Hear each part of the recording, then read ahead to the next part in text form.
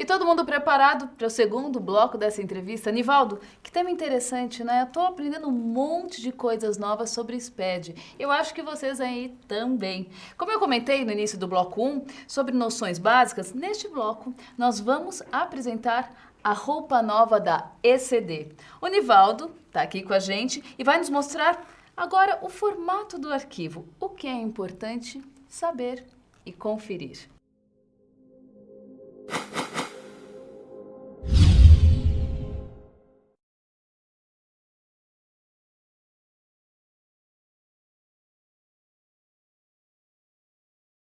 E o Nivaldo me convidou, ou melhor, me convocou para que eu fizesse uma pequena introdução para vocês. Quando nós tínhamos o livro em papel, esse livro era formado por inúmeros relatórios encadernados. Vocês lembram desse formato? E agora, como é que a Receita Federal Brasileira transformou esses relatórios em arquivos digitais? Vamos conhecer agora a nova ECD.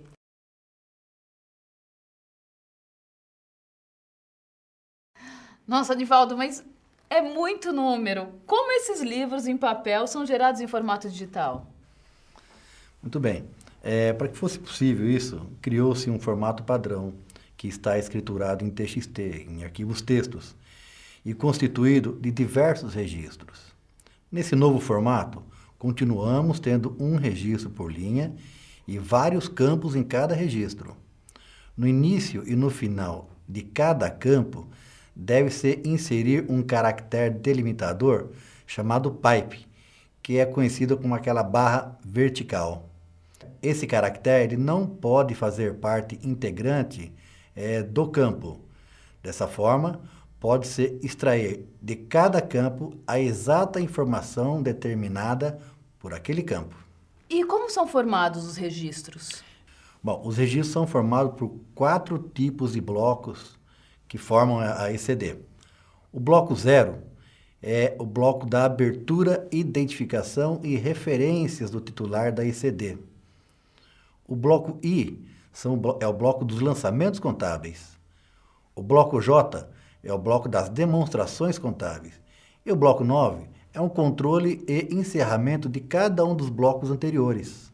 E quais são as informações contidas nesses registros? Você considera isso muito complexo? Olha, existem inúmeras informações nesses registros. Dentre elas, códigos de tabelas criados pela Receita Federal do Brasil e distribuídos em diversos campos e registros. E esses códigos estão disponibilizados através do site da Receita Federal do Brasil. Ok, mas a gente vai falar somente dos principais registros e campos, não é mesmo? Vamos começar pelo bloco 0. Estamos aqui falando da primeira linha do bloco 0. E cada linha corresponde a um registro, não é isso? Isso mesmo. Nós temos no primeiro campo o registro 000, que são os 4 primeiros caracteres da ECD. No campo seguinte, nós temos a expressão LECD, Livro de Escrituração Contábil. O registro seguinte indica a data de início da escrituração contábil e o próximo a data final da escrituração contábil. Em seguida, temos o nome da sociedade empresarial titular da escrituração contábil, o seu CNPJ, o estado a que pertence esta escrituração, esta empresa, a inscrição estadual, o código do município e temos também a inscrição municipal. Esse código do município, só lembrando, ele consta na tabela de códigos de município que você pode encontrar no site da Receita Federal e do IBGE. O último campo, nós temos a indicação da situação. Neste caso, ela encontra-se vazia. Isso significa que é uma escrituração normal. Se houvesse o número 1, 2 ou 3 neste campo, poderia se referir a uma escrituração especial de fusão, incorporação ou cisão. E essa é a linha 2, portanto é o registro 2 do bloco 0, correto? Não, Mariana. Essa aí é a linha 2 e é o registro 1 do bloco 0. Tá? Esse registro é composto por 2 campos. Né? Temos aí o campo que é um indicador de movimento. Então, nessa escrituração, no registro 0001, O segundo campo tem a indicação do número 0. Significa dizer que essa escrituração tem dados informados para este bloco 0. Se fosse a indicação do número 1, significaria dizer que este bloco não tem informações para ser prestado. Agora estamos conhecendo o registro 7 do bloco 0. No registro 007, no campo 2 também, nós temos a indicação PR, ou seja, Paraná. Significa dizer que esta empresa tem uma filial lá no estado do Paraná e o campo 3 indica a inscrição estadual desta filial. Vocês puderam observar que essa escrituração tem 2 linhas contendo o registro 7. Uma para o Paraná, como acabei de dizer, e outra filial para o estado de São Paulo. Agora temos aqui a linha 4, que também tem o registro 7. Perfeito. Havendo várias inscrições no mesmo estado, é facultado ao empresário informar todas as inscrições. Obrigado é informar uma única inscrição por estado. Se houver aí filiais em outros estados, torna-se obrigado a informar a linha 007 quantas inscrições houver em outros estados. E agora, você pode observar que o bloco 0990, na coluna 2, indica o número 4. O que quer dizer isso? Ele indica que houve 4 registros do bloco 0 informados na ECD. Então perfeito, Nivaldo. Então quer dizer que toda vez que se encerrar um bloco, temos que utilizar registros do bloco 9, certo? É isso mesmo. Muito bem. E agora estamos visualizando os primeiros registros do bloco I. É isso mesmo, Mariana. Você vai virar um expert em SPED. Pois é. O bloco I diz respeito aos lançamentos contábeis. Olha só, estou ficando craque. E nesse exemplo, também ele finaliza com o registro no bloco 9. Vamos começar com a linha 1, registro 1 do bloco I. Neste caso, no bloco I, 001, é a mesma situação do bloco 001, lá no bloco 0. Ou seja, o segundo campo, campo 0, o dígito 0, indica que essa escrituração ela tem movimentação para o bloco I. E também, se fosse a indicação 1, seria a de que não existe movimentação para o bloco I. Agora estamos vendo o registro 10 do bloco I. Esse registro, Mariana, indica o tipo da escrituração contábil. Você observa que no campo 2 temos a letra G, que indica que é um diário geral. Este livro, como os demais que falaremos mais adiante, estão previstos nos artigos 1180 a 1184 do Código Civil. Este é um livro completo que independe de qualquer outro, portanto, não pode coexistir com nenhum outro livro. No terceiro campo, nós temos a indicação 1.0, que significa dizer que é a versão do layout desta ECD. Se tivéssemos nesse campo 2 a letra R, indicaria que era um livro de diário com escrituração resumida. E este livro obriga a existência de um livro auxiliar que poderá ser o livro A ou o livro Z. O livro A seria o livro diário auxiliar. O livro Z é o livro razão auxiliar, cujo layout deve ser parametrizado através dos registros do grupo I500. Então, Mariana, atenção, neste caso aí teríamos a geração de 2 ECDs, uma para o livro R e outra ECD para um dos 2 livros auxiliares, que ele pode escolher, o A ou o Z. Entendido, Nivaldo. Então, poderemos ter 2 ECDs com os livros R e A ou R e Z. Perfeitamente. Agora, vamos para o registro 30 do bloco I. O registro I030, como sempre foi nos livros em papel, também exigem os termos de abertura nos livros digitais. Bom, agora vocês estão vendo o grupo I50 do bloco I, que traz registro do plano de contas, correto, Nivaldo? Correto. Aqui nós temos 6 linhas que indicam o registro I050. Mariana, as empresas devem informar ao fisco qual é a estrutura do seu plano de contas. E neste exemplo aqui nós temos o registro I050 E observa, no campo 2, a data 30/6/2009 indica quando foi criada ou alterada esta conta contábil. O campo seguinte, a indicação 01, reporta-se a uma tabela de códigos e observe que se trata de uma conta do ativo circulante. Posteriormente, temos a indicação da letra A, ou seja, significa que é uma conta analítica. Se fosse letra S no lugar, indicaria que é uma conta sintética. O campo seguinte, nós temos o número 6, indica ser uma conta de 6 níveis. Quanto mais níveis, maior o detalhamento da contabilidade, da ECD. Nivaldo, nesse campo existe uma diretriz do Conselho Federal de Contabilidade, não existe? Embora neste exemplo temos nível de conta 6, a resolução CFC 1299/2010 determina que para a geração da ECD, o plano de contas, incluindo todas as suas contas, quer sejam sintéticas ou analíticas, deve conter obrigatoriamente pelo menos todos os 4 níveis.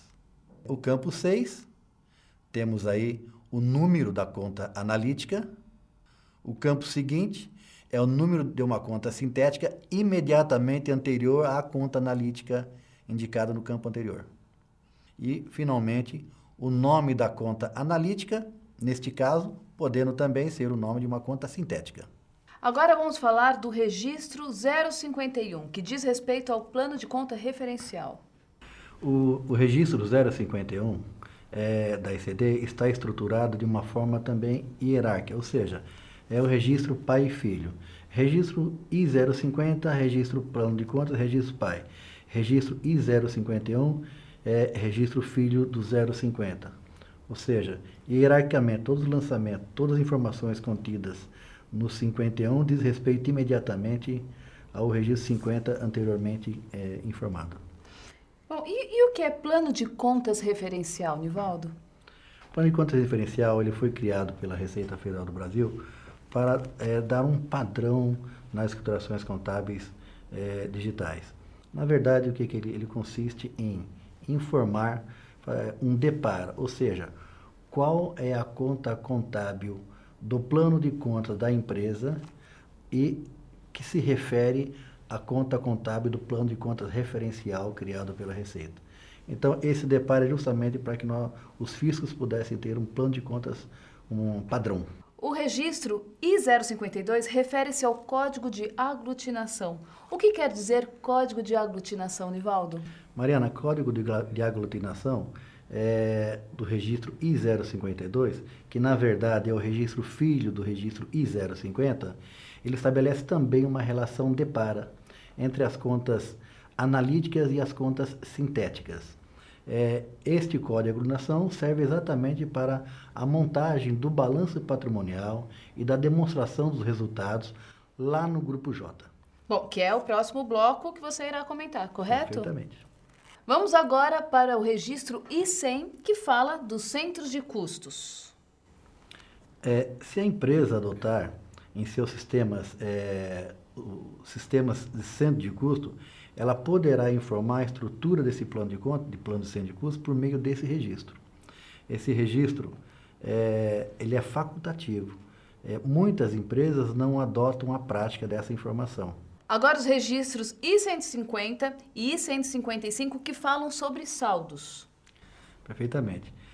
No registro I-150 nós temos a indicação da data de início da escrituração contábil e a data final do saldo da escrituração contábil.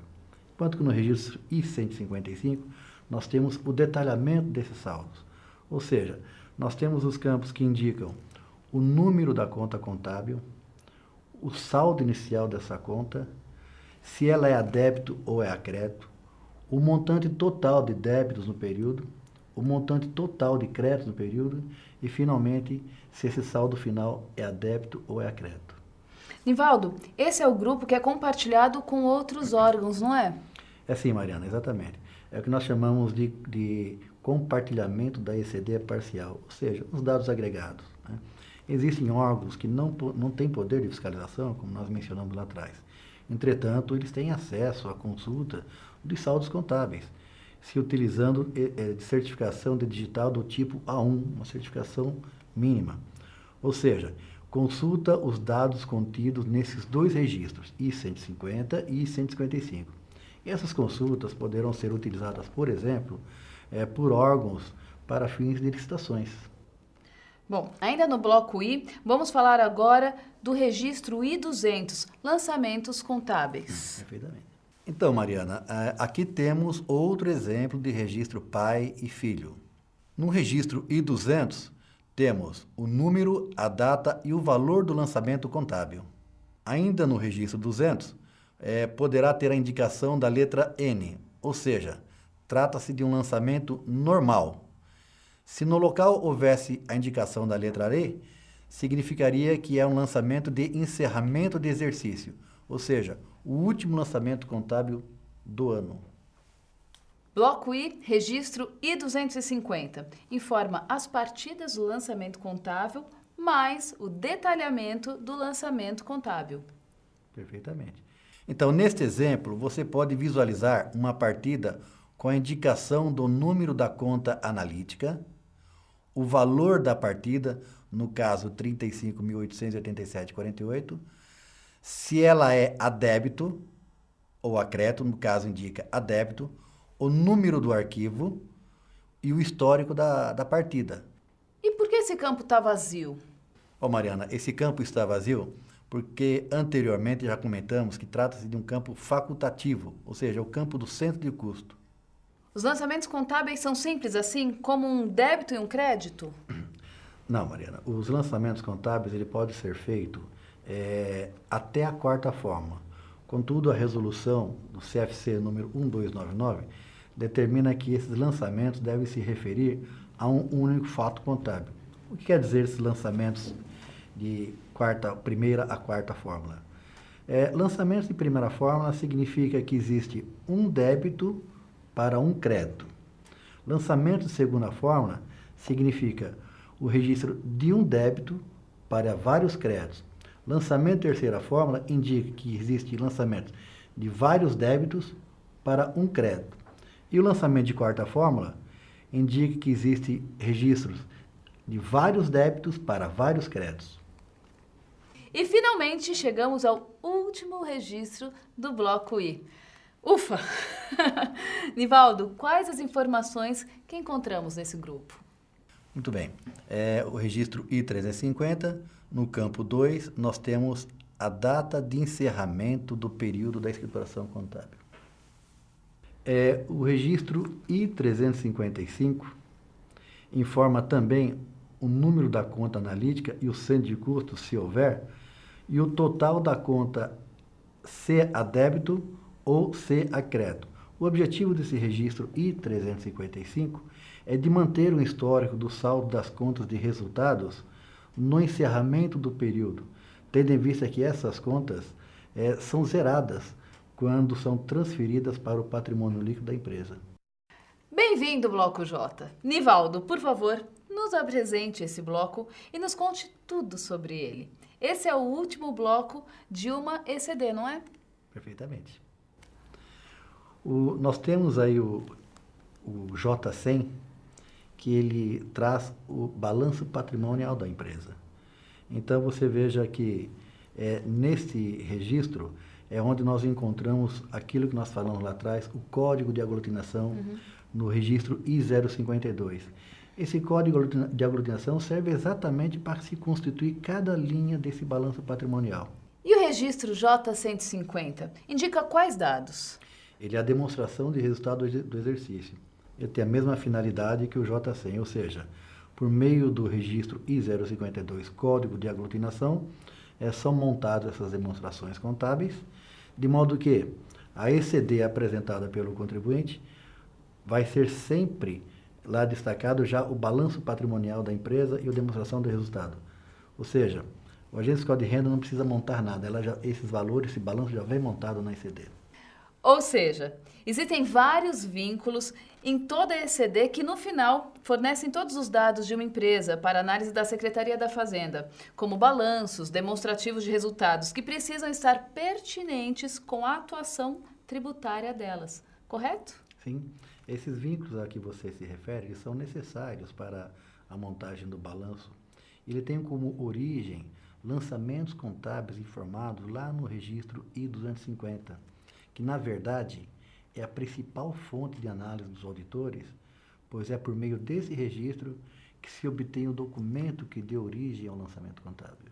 Até aqui tudo bem, mas agora eu te pergunto, como podemos fazer os nossos espectadores entenderem todos esses códigos como eu via antes no papel? Pois como já falamos lá no bloco 1, você vai conseguir enxergar tudo isso através do programa Validador e Assinador, o PVA. E uma das funcionalidades desse programa é permitir essa visualização, importando livros contábeis e balanço patrimonial. Quando isso acontece, você terá um arquivo gerado com o seguinte desenho. No primeiro momento aqui, vamos fazer uma pequena demonstração do programa validador e autenticador da escrituração contábil digital. O primeiro passo, naturalmente, seria importar, ou melhor, baixar o arquivo SPED Contábil, PVA do SPED Contábil, do site da Receita Federal do Brasil. Baixado o arquivo, vamos executá-lo. Aqui temos o arquivo, vamos na guia Arquivo, você veja que tem a opção da escrituração contábil e dos dados agregados, conforme já falamos anteriormente. Na opção escrituração contábil, temos as seguintes funcionalidades: validação da escrituração, assinatura, gerenciamento de requerimento da junta comercial, transmissão da escrituração contábil, consulta da situação da escrituração. Você poderá também excluir uma escrituração importada para o PVA anteriormente, além de visualizar a escrituração, visualizar o recibo de transmissão, preparar para visualização e, por fim, excluir alguma visualização. Então, o primeiro passo agora seria a validação dessa escrituração. Clica lá em validação, vamos localizar o arquivo e validar.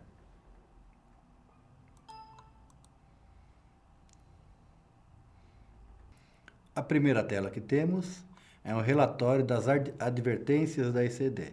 Então, aqui temos a indicação da linha do arquivo, o campo, o registro que consta a advertência e aqui ele mostra exatamente o conteúdo do registro. Neste caso, nós temos duas advertências. Fechamos o arquivo e agora vamos para as funcionalidades. Conforme já havíamos dito, vamos fazer a visualização desse arquivo. Selecionamos aqui a empresa e OK. Neste momento, aqui na guia visualização, você nota que existem diversos relatórios. Temos o diário e o razão disponibilizados. Temos aqui um razão auxiliar não disponibilizado porque, evidentemente, o contribuinte apresentou o diário do tipo G. Se tivéssemos o diário do tipo A, teríamos aqui o auxiliar. Também não tem um balancete diário, isso aqui é uma funcionalidade para o sistema financeiro.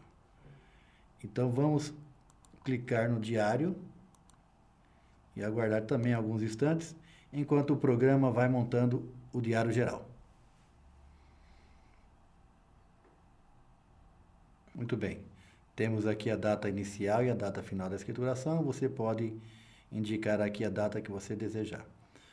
Poderá filtrar por número de lançamento, ok? Ou então você poderá visualizar aqui o diário geral completo. Muito bem, temos aqui o diário geral, composto por 5.781 páginas, ok? Você tem as opções de salvar esse arquivo, esse diário geral em PDF, ou então de imprimir a página que você desejar ou o diário completo. O próximo livro é o Razão. Vamos clicar aqui no Razão e aguardar enquanto o programa monta o Razão. Muito bem, temos aqui o Razão, também indica aqui o período, você pode definir o período que desejar, tá certo? E você poderá aqui digitar o número da conta contábil que você pretende visualizar ou então localizar, pesquisar essa conta no plano de contas. Temos aqui, por exemplo, a conta caixa. Damos aí o clique e visualizamos a conta caixa. Está aqui. A conta caixa com 13 páginas. Da mesma forma, você pode salvá-la em PDF ou imprimir a página ou as páginas que você desejar. Agora, a próxima consulta seria as demonstrações contábeis. Primeiramente, o balanço patrimonial. Está aqui o período. Seleciona o período e visualiza. Muito bem, temos uma página aqui do balanço patrimonial da empresa, ativo e passivo. O próximo é a demonstração do resultado do exercício. Selecionamos o período e visualizamos. Está aqui também uma página da DRE desta ECD. Temos também a opção de visualizar o histórico padronizado, que é o registro I075. Temos aqui 4 páginas de histórico padronizado, ok? Que poderá ser consultado. E também temos a opção de visualizar o plano de contas, que é o registro I050. Está aqui o plano de contas. Da mesma forma, você visualiza, você salva em PDF e você pode também imprimi-lo. Outra funcionalidade é a visualização do termo de abertura e de encerramento da ECD perante a junta comercial. Está aqui. O termo de abertura, os dados da empresa, tá certo? E logo abaixo o termo de encerramento. Outra funcionalidade é a assinatura, dados da assinatura da ECD. Então, tem a qualificação aqui dos sócios ou do representante legal, do contabilista, né? O número do certificado, ok? Enfim. E, por fim, a funcionalidade recibo de transmissão.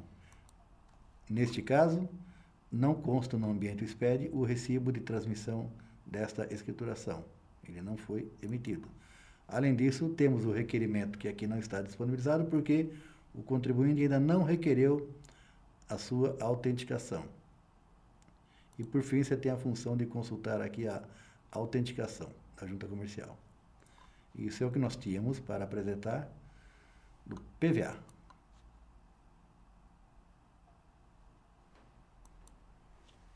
Bom, essa escrituração contábil digital foi instituída somente para atender o fisco, eu entendi certo?